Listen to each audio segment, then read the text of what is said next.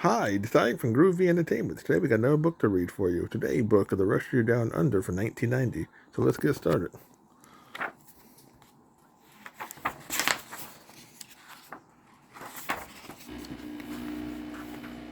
One morning, as the sun rose over the Australian outback, a young boy named Cody raced to the sound of an urgent alarm.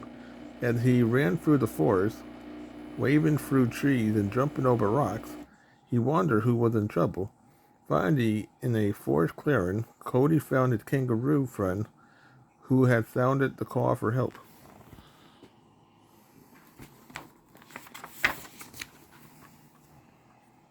Who would caught Cody? Asked his friend. The great golden eagle, replied the kangaroo. She trapped high on a cliff in a poacher net. You're the only one who can reach her. Cody climbed on the kangaroo back, and the two of them raced through the forest.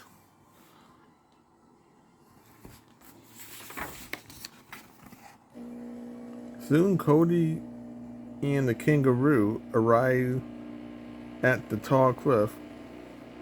The kangaroo pointed to the top. Golden eagle up on that ridge. Be careful, little friend. No worry, I can do it, said Cody, as he began climbing the sleek rock face.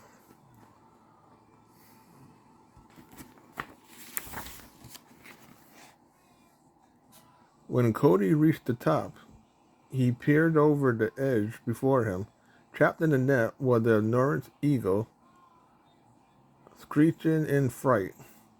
I'm not going to hurt you, Cody assured her.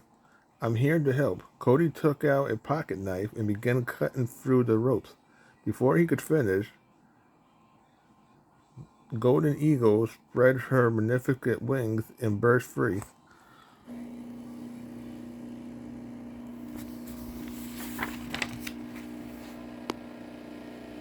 The force of the eagle wing sent Cody reeling backwards over the cliff. Just as he was about to hit the ground, Golden Eagle flew beneath him and lifted him into the sky on her back.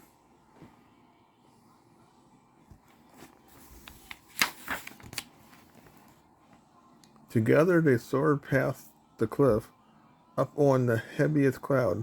Higher, higher, Cody yelled with joy. Then he held on tight as Golden Eagle turned and dove toward a streaming river. After skimming the water surface, they climbed back into the sky.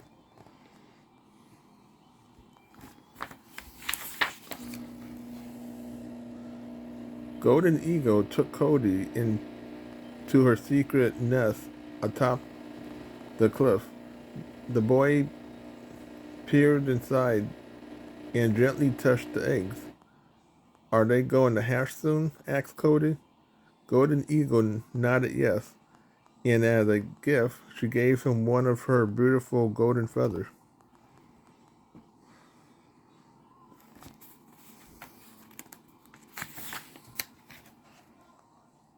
The eagle returned Cody to the forest, and the boy headed home, intending to glide like an airplane. On the way, Cody discovered a mouse caught in a tiny trap. He kneeled down to set it free. Get away, cried the mouse. It's a trap. It's a big trap. The ground gave way beneath them, and they both tumbled into a pit.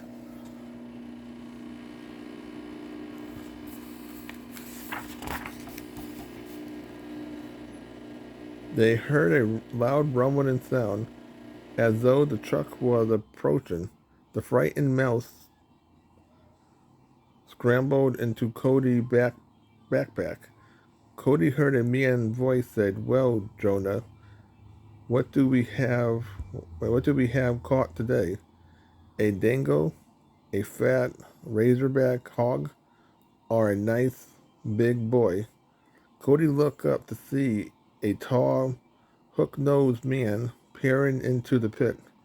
It was McLeach. and beside him was his pet lizard, Jonah.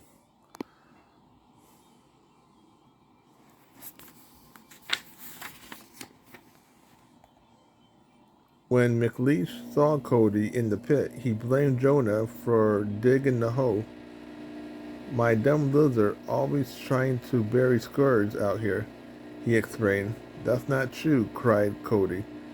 This is a poacher trap, and capturing wild animals is against the law. Chap, asked McLinch. What makes you think that, boy? You've been down in that lizard hole too long. Come, I'll help you out.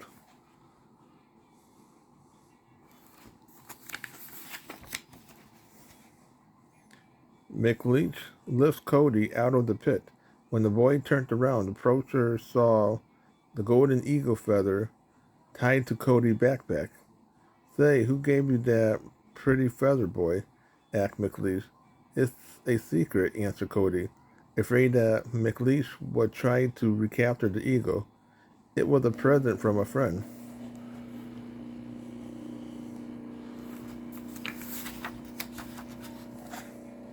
McLeish glared at him. Now you, now you're just telling me where I can find the mama eagle and her eggs. No, I won't, cried Cody. He slipped out of his backpack and broke into a run. While the poacher raced after Cody, the mouse scrambled out of the backpack and into the bush.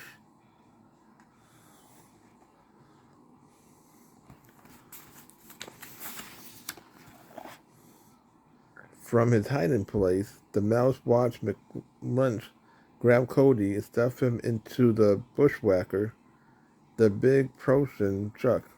It was McLunch in which McLunch kept capture animals. After the truck roared off, the mouse speed away to the telegraph, the Rescue Aid Society, an organization of mice dedicated to rescuing predators like Cody.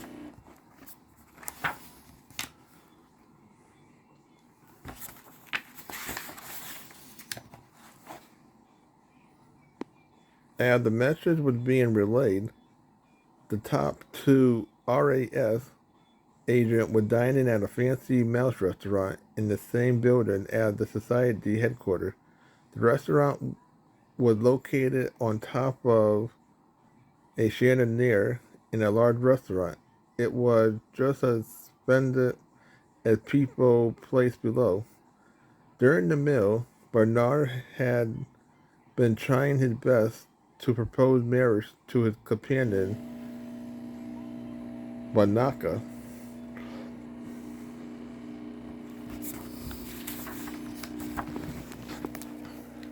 After dinner, Bernard reached out into his pocket and added a engagement ring. Miss Bianca, I was wondering. Yes, Bernard, she asked, smiling. Miss Bianca, would you? Bernard continued, but before he could finish, the ring slipped through a hole in his pocket, and a waiter kicked it under the table. Excusing himself, Bernard dived after the ring.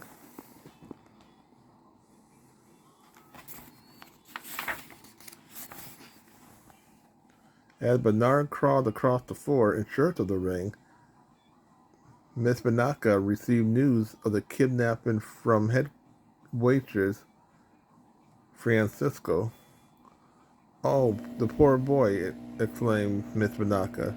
This is dreadful. I must tell Bernard so we can leave for Australia immediately.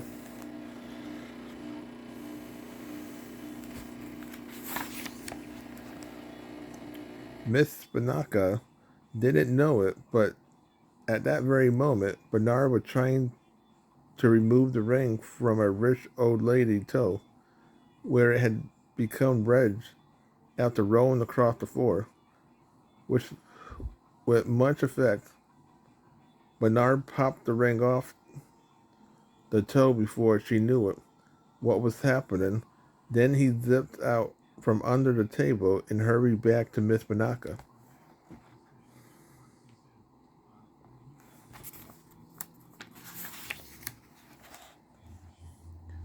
Bianca spoke first. Francisco told me all about it. I think it's a marvelous idea. You do, exclaimed Bernard, happily surprised that Miss Bianca would marry him. How does next April sound to you? Heaven no, we must go immediately tonight. Without delay, Bianca dragged Bernard to RAS headquarters where he that what she was learned that what she had agreed to was a rescue mission, not a wedding.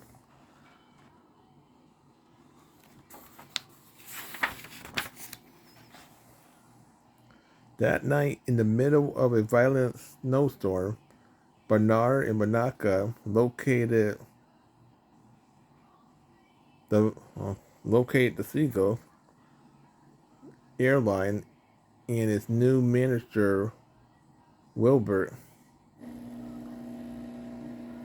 The large bird was so busy singing and dancing away to loud rock and roll songs that Bernard had trouble getting his attention.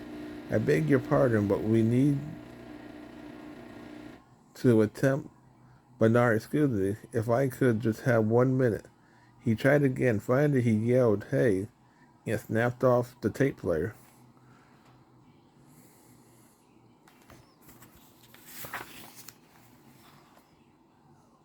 At first, Wilbur refused to take them anywhere. He pointed out the window at the swirling snow. It's awful out there. I'm afraid your jolly little holiday will have to wait. You don't understand, said Miss Banaka. A boy needs our help. He's been kidnapped. That's terrible, declared Wilbur. Kids should be free. Free to run wild around the house. Free to have cookies and milk. And get those little white mustaches on their face. Nobody's going to take a kid's freedom away while I'm around. Nobody. Soon the trio set off for Australia. Miss Banaka only hoped they would arrive in time.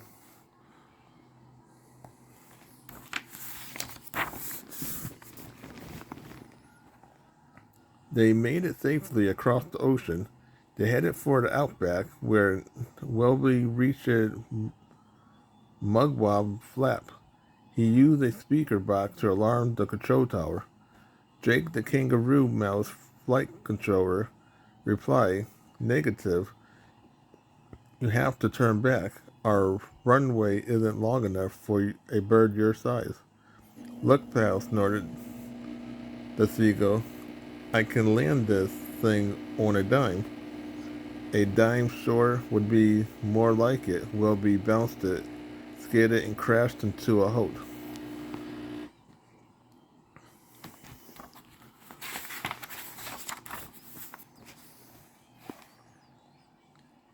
The Seagull had even more trouble with the luggage than with the landing. He and his passenger, out of the Sardan tin cabin, then bent down to pick up their bags. "Ah, oh, my back," he yelled. "Big time hurt." Wilbur would have to stay in the hospital while Bernard and Banaka went on without him.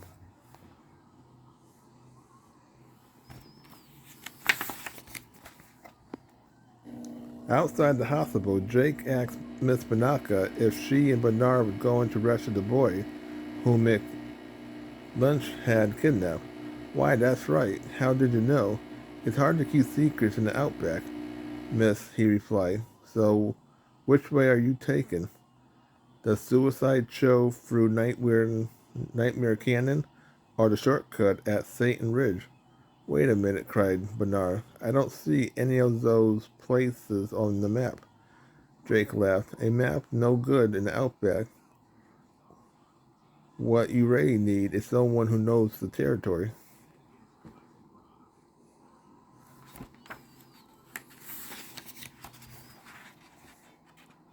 After Drake agreed to their guide, Miss Banaka stared at the bleak landscape before them. "How long will it take us to get to McLench?" she asked. "When you travel Outback style," answered Drake, "not long at all." Within a second, they would aboard a sugar glider in an Australian flying score.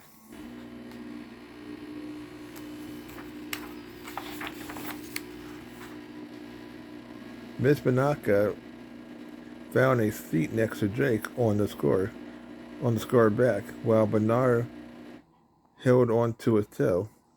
Jake turned around and eyed at Bernard. All set there? All set, replied Bernard. The sugar glider took off, and they were sailing over the city. Oh, wait. They were sailing over the dry Australian landscape. Bernard had just begun to feel comfortable when he found himself tossing into the bushes as the sugar glider landed.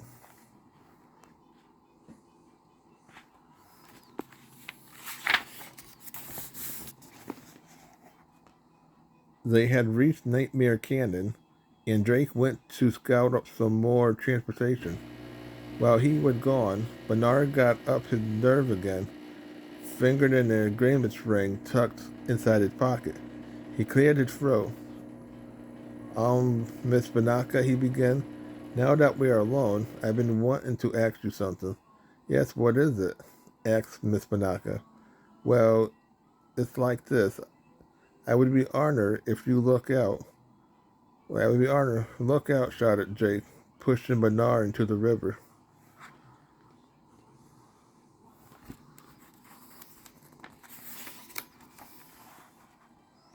When Bernard surfaced, he saw Jake staring a great python in the eye. Now look, he sneered to the snake. We have got a long ways to go.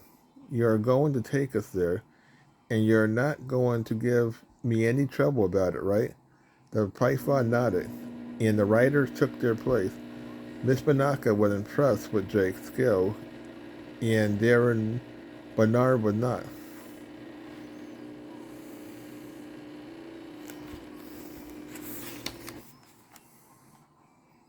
While the three mice was making their way across the Outback, Cody was being held captive in McLynch's compound.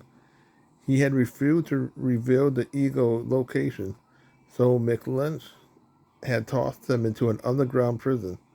Cody discovered that he was not alone. Other prisoners, including Red, a kangaroo, and a koala, a fair-necked lizard named Frank, who would rattle in the bars of his cage, trying to get out. For the longest time, Frank had been searching for a way to escape.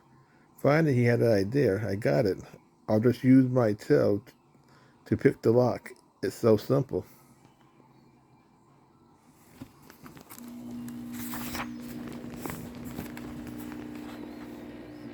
And it was simple. Frank managed to open his cage. I'm free, he shouted, jumping up and down. Free, free, free, eyed the lizard, and said double or nothing he'd caught in 5 minutes.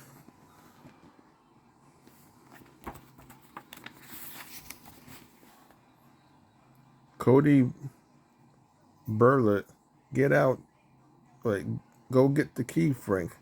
The fair-necked lizard calmed down long enough to get the keys off a hook, but as he tiptoed past the door, he dropped them with a loud crash. Joanna burst through the door and headed straight for Frank.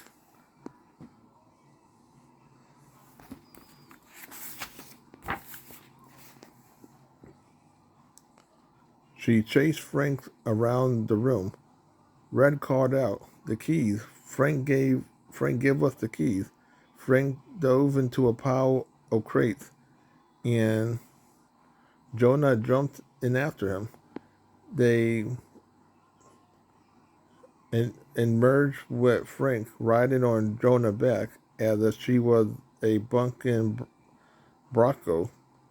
Jonah sent Frank flying into the air, and he let go of the keys. He retrieved them and tried to open his cage, which had locked behind him. Let me in, he yelled Frank.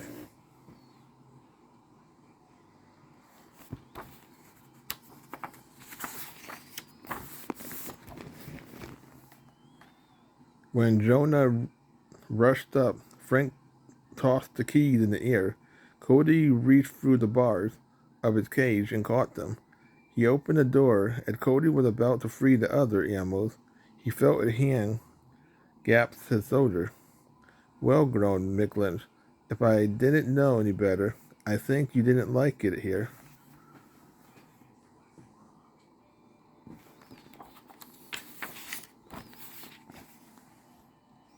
In the meantime, Jake and the rescuers continued their journey through the Outback without stopping to rest. They flew through the night on the back of fireflies.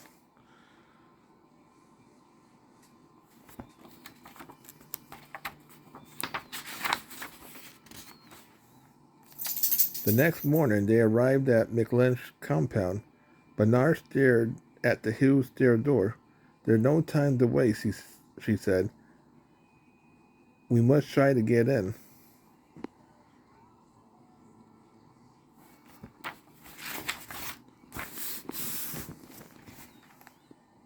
Jake said jokingly, had anyone considered trying open sesame? To his, to his anonymous, the button on the door rose, and a mouse souped up on top of it. They peeked over the edge and saw McLynch shove Cody out of his compound.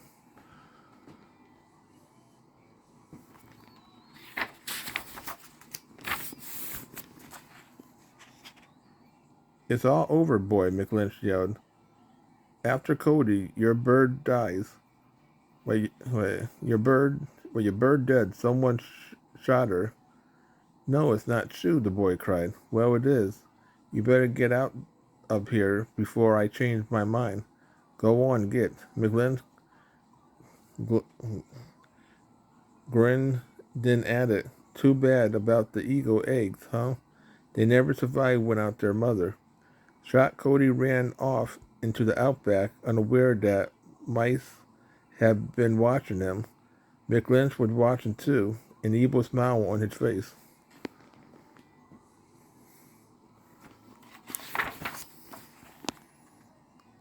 From the top of the door, Bernard asked why is he letting the boy go. It must be a trick, explained Jack.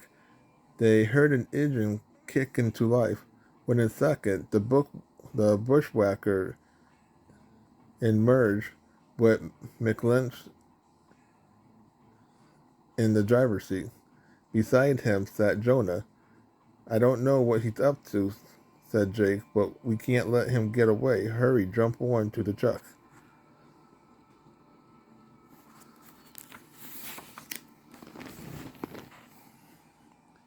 In the bushwhacker, McLynch followed Cody to the cliff. Jake and the rescue saw Cody climb to the eagle nest, and they hurried after him. Who are you? Cody asked. When he saw the mice, there's no time to explain, cried Miss Bianca. You are in great danger.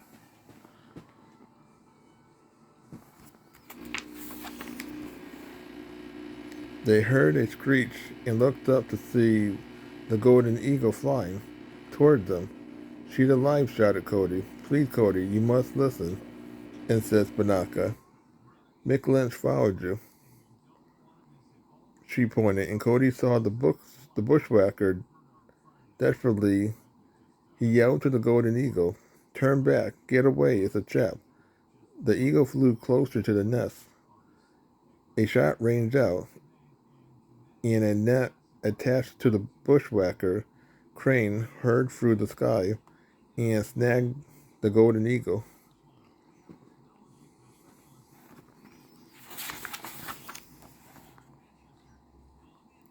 Horrified, Cody watched as the net swung through the crane. He leaped from the cliff and grabbed hold of the bundle. Thinking quickly, Jake lassoed Cody's ankle with his rope and handed the other end to the rescuers. Hold on tight, you two, he said. We're going for a ride. Banaka, wait, Banaka managed to grab the rope, but Bernard missed it. Bernard, cried Banaka, as the net was raising. by the crane, leaving Bernard behind.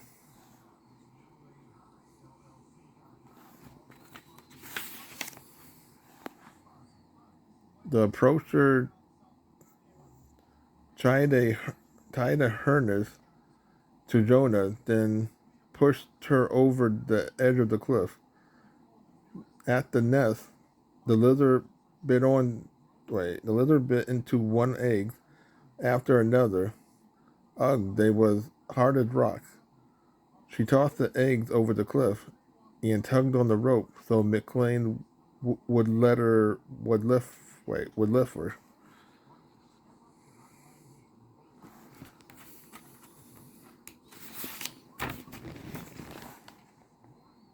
The net reached at the top of the cliff, and McLynch dumped his furniture into the bushwhacker cage. The Poacher grinned and said to his pet lizard, "Just as Wait, just look at that eagle, Jonah, the rarest bird in the world. It's going to make me rich, and you can make sure that the birds stay rare. How about some great big eagle eggs for supper?"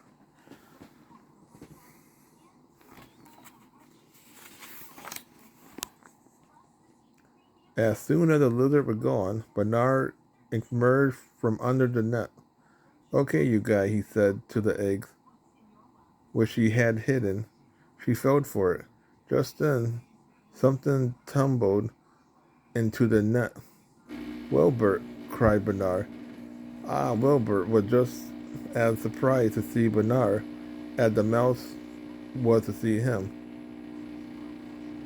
The seagull had just made a daring escape from the hospital. Bernard tried to convince Wilbert to sit on the eggs until the golden eagle could be rescued. Wilbert resisted. "Don't look at me like that, Bernard. I will never ever sit on those eggs."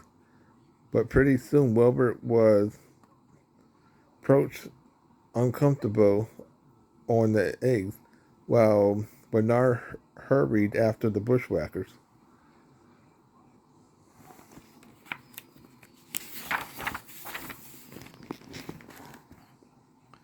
McLynch drove his Protein truck straight to Croc Fall. He tied up Cody and used the crane to dangle his furniture over the river. On the opposite shore, crocodiles slithered onto the water. The crane lowered Cody and he kicked at the snapping reptile. From the truck, golden eagles screeched, while Bianca muttered, "Oh, Bernard, please hurry," as Cody was about to become crocodile dinner. The bushwhacker engine went dead.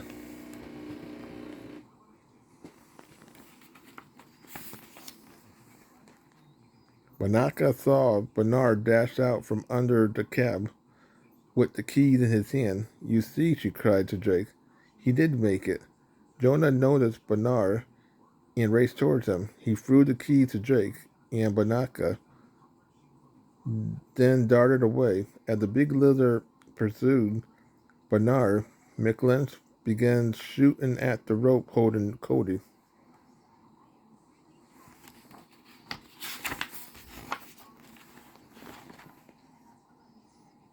Bernard sprinted toward McLynch. He ran between the Poacher legs, and Jonah crashed into her master. The three of them tumbled into the river. At that same moment, the rope snapped, and Cody fell. They were all struggling in the water.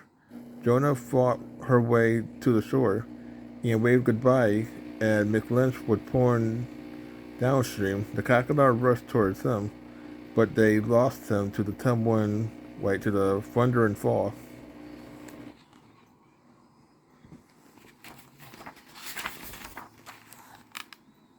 Meanwhile, Bernard and Cody battled the current. They fought harder and harder as the current dragged them towards the fall. Finally, they plunged over the edge.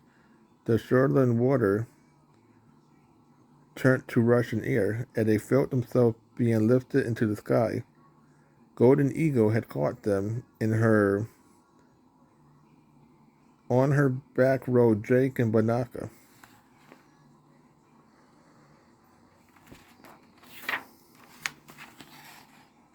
They soared into the clouds.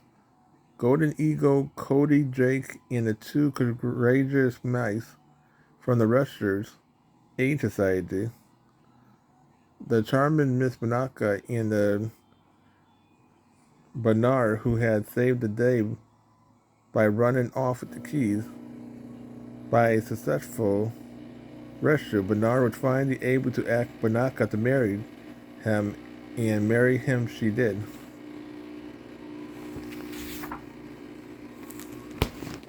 So that was the Rescue Down Under from 1990.